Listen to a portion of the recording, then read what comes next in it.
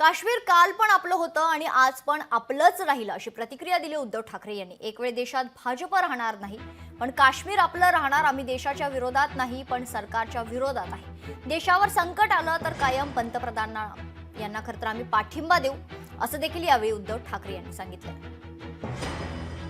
महत्त्वाची ब्रेकिंग बातमी आपण बघतोय। काश्मीर काल पण आपलं होतं, आज पण आपलंच राहिलं आहे अशी प्रतिक्रिया दिली उद्धव ठाकरे यांनी। एक वेळ देशात भाजप राहणार नाही, पण काश्मीर आपलंच राहील असं देखील उद्धव ठाकरे म्हणालेत। आम्ही देशाच्या विरोधात नाही, पण सरकारच्या विरोधात आहे अशी प्रतिक्रिया उद्धव ठाकरे यांनी दिली। महत्त्वाची प्रतिक्रिया बघतोय आपण। यासोबतच देशावर संकट आलं तर कायम पंतप्रधानांना पाठिंबा देणार असं देखील यावेळी उद्धव ठाकरे यांनी सांगितले। तर उद्धव ठाकरे यांची ऑपरेशन सिंदूर नंतरची पहिली प्रतिक्रिया आपण बघतोय। देशावर संकट आलं तर नेहमीच सरकारला आणि पंतप्रधानांना पाठिंबा देऊ अशी प्रतिक्रिया उद्धव ठाकरे यांनी दिली आहे।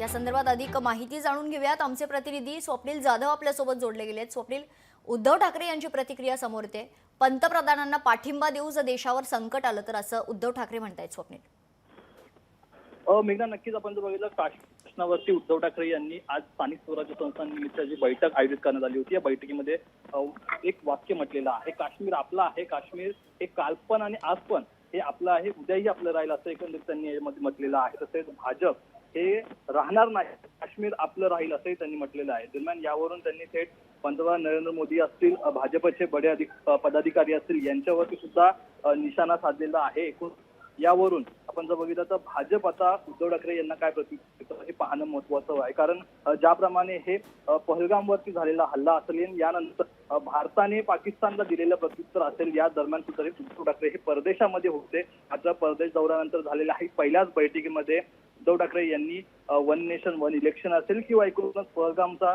जो हल्ला असेल, यावरून थेट भाजपला निशाणा साधलेला आहे। त्यामुळे काश्मीर हे आज पण आपलंच आहे, उद्या पण आपलं राहील। मात्र भाजप हे राहील की नाही हे माहिती नाही, मात्र काश्मीर आपलं राहील असं देखील उद्धव ठाकरे यांनी म्हटलेलं। तसंच आपला वैचारिक विरोध असेल, पण देशावर काही संकट आलं तर आम्ही कायम केंद्र सरकार असेल किंवा पंतप्रधान नरेंद्र मोदी यांच्या सोबत असू, आणि त्यांनी जे काही निर्णय देशासाठी जे घेतलेले असतील अशा या काळामध्ये त्याला सुद्धा आम्ही पाठिंबा देऊ, अशा प्रकारे सुद्धा उद्धव ठाकरे यांनी वक्तव्य केलेलं आहे। यापूर्वी जी बैठक झाली होती सर्वपक्षीय केंद्रामध्ये, यामध्ये ठाकरे गटाचं कोणीही उपस्थित राहिलं नाही, मात्र एक पत्र लिहून आम्ही तुमच्या सोबतच आहोत, केंद्र सरकार सोबत आहोत, असं सुद्धा त्यांनी तिथे मत व्यक्त केलं होतं। त्यामुळे एकूणच वैचारिक विरोध बाजूला ठेवून देशसेवेसाठी आणि देशाच्या हितासाठी एकत्र आहोत, असं देखील उद्धव ठाकरे यांनी त्यांच्या बैठकीमध्ये सर्व पदाधिकारी, आमदार, खासदार यांना माहिती दिलेली आणि एकूण संबोधित केलेलं आहे।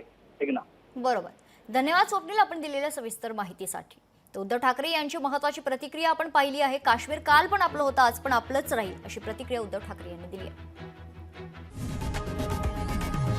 लोकशाही मराठी ऐका, पहा, जागरूक रहा।